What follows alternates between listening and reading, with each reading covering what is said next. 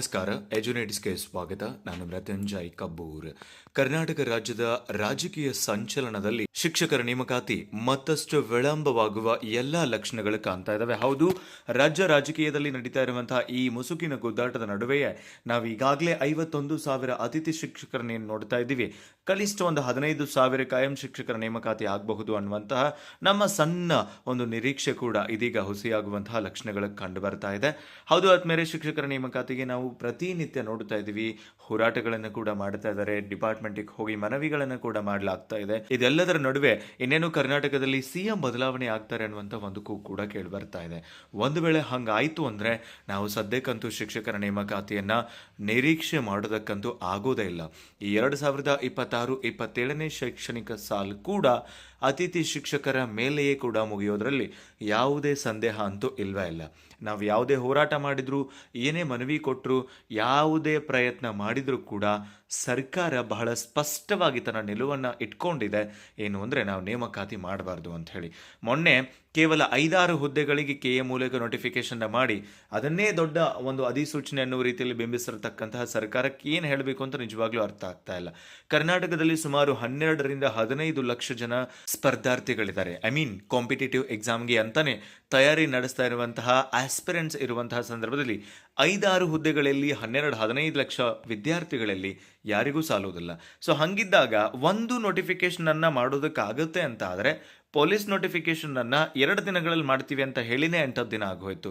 So ಹಿಂಗಿದ್ದಾಗ ಇವರ ನೀತಿ ಬಹಳ ಸ್ಪಷ್ಟ ಇದೆ. ಒಂದು, ಇವರ ಹತ್ರ ಆರ್ಥಿಕ ಕೊರತೆ ಇರಬಹುದು, ಹಣಕಾಸಿನ ಕೊರತೆ ಇರಬಹುದು, ಅಥವಾ ಮಾಡಲೇಬಾರ್ದು ಅನ್ನುವಂಥ ಒಂದು ದೃಢ ನಂಬಿಕೆ ಕೂಡ ಇರಬಹುದು.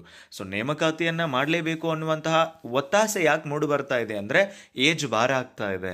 ಕಳೆದ ಹಲವಾರು ವರ್ಷಗಳಿಂದ ನಾವು ಕುತ್ಕೊಂಡು ಓದ್ತಾ ಇದ್ದೀವಿ.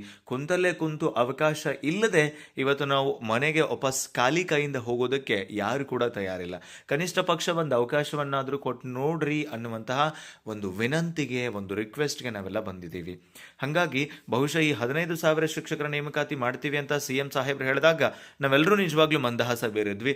ಆಗತ್ತೆ ಅನ್ನುವಂಥ ಒಂದು ಭರವಸೆ ಕೂಡ ಬಂದಿತ್ತು. ಇನ್ಫ್ಯಾಕ್ಟ್ ಅವ್ರು ಹೇಳಿದ್ರು, ನಾವು ಆರ್ಥಿಕ ಇಲಾಖೆಗೂ ಕೂಡ ಕಳಿಸಿ ಆದಷ್ಟು ಬೇಗ ಅಪ್ರೂವಲ್ ತಗೊಂಡು ನಾವು ಖಂಡಿತವಾಗಿಯೂ ನೋಟಿಫಿಕೇಶನ್ ಮಾಡ್ತೀವಿ ಅಂತ ಹೇಳಿ. ಒಂದು ವೇಳೆ ಸಿಎಂ ಬದಲಾವಣೆ ಆಯಿತು ಅಂದರೆ ನಾವು ಅದನ್ನು ಸುಳ್ಳು ಅಂತಲೇ ಪರಿಗಣಿಸಬೇಕಾಗತ್ತೆ. ಯಾಕೆ ಅಂದರೆ ಹೊಸದಾಗಿ ಬರುವಂಥ ಸಿಎಂ ಅದನ್ನು ಮಾಡ್ತಾರೋ ಇಲ್ವೋ, ಅವರಿಗೆ ಒಲವಿದೆಯೋ ಇಲ್ವೋ, ಆಸಕ್ತಿ ಇದೆಯೋ ಇಲ್ವೋ ನಂಗಂತೂ ಖಂಡಿತವಾಗಿಯೂ ಗೊತ್ತಿಲ್ಲ. ಬಟ್ ನಾವು ಕಾದ್ ನೋಡಬೇಕು. ಆದರೆ ಒಂದಂತೂ ಬಹಳ ಸ್ಪಷ್ಟ, ಡೆಫಿನೆಟ್ಲಿ ಡಿಲೇ ಅಂತೂ ಆಗುತ್ತೆ.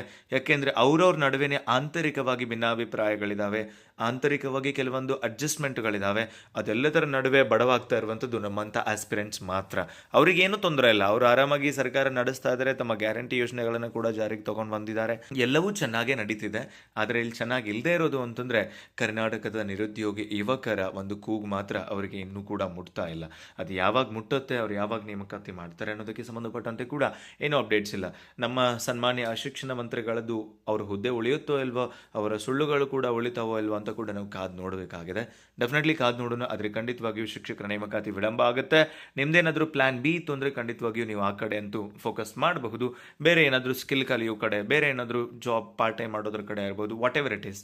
ಆದರೆ ನಾವು ಪ್ರತಿ ಸಲ ಹೇಳ್ತೀವಲ್ಲ, empty mind is a devil's house ಅಂತ ಹೇಳಿ, ಹಂಗೆ ನಿಮ್ಮ ತಲೆಯನ್ನು ಖಾಲಿ ಇಟ್ಕೊಳ್ಳೋದಕ್ಕೆ ಹೋಗಬೇಡಿ.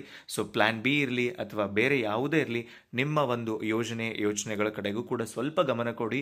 ಹಾಗಂತ ಓದೋದನ್ನು ಬಿಡಬೇಡಿ. ಓದೋದ್ರ ಜೊತೆಗೆ ಬೇರೆ ಏನು ಸ್ಕಿಲ್ ಕಲಿಬಹುದು, ಬೇರೆ ಯಾವ ರೀತಿಯಲ್ಲಿ ನೀವು ನಿಮ್ಮನ್ನು ಪ್ರೊಡಕ್ಟಿವ್ ಆಗಿ ತೊಡಗಿಸ್ಕೊಳ್ಬಹುದು ಅನ್ನೋದನ್ನು ಕೂಡ ಯೋಚನೆ ಮಾಡಿ ಅಂತ ಹೇಳ್ತಾ, ಖಂಡಿತವಾಗಿಯೂ ಈ ನೇಮಕಾತಿಗಳು ಯಾವಾಗ ಆಗುತ್ತೆ ಏನು ಅನ್ನುವಂಥದ್ದು ಅದು ಅನ್ಪ್ರೆಡಿಕ್ಟೇಬಲ್. ಡಿಪಾರ್ಟ್ಮೆಂಟಲ್ಲೂ ಅನ್ಪ್ರೆಡಿಕ್ಟೇಬಲ್ಲೇ, ನಮ್ಮ ಕಡೆಯಿಂದನೂ ಅನ್ಪ್ರೆಡಿಕ್ಟೇಬಲ್ಲೇ, ಎಲ್ಲರಿಂದನೂ ಅನ್ಪ್ರೆಡಿಕ್ಟೇಬಲ್ಲೇ. ಬಟ್ ಕಾದು ನೋಡೋಣ ಯಾವಾಗ ಆಗುತ್ತೆ ಏನು ಅನ್ನುವಂಥದ್ದನ್ನ ಅಂತ ಹೇಳ್ತಾ ಸಿಗೋಣ ಮತ್ತೊಂದು ವಿಡಿಯೋದ ಮಾಹಿತಿಯೊಂದಿಗೆ. Thank you so much. Have a good time.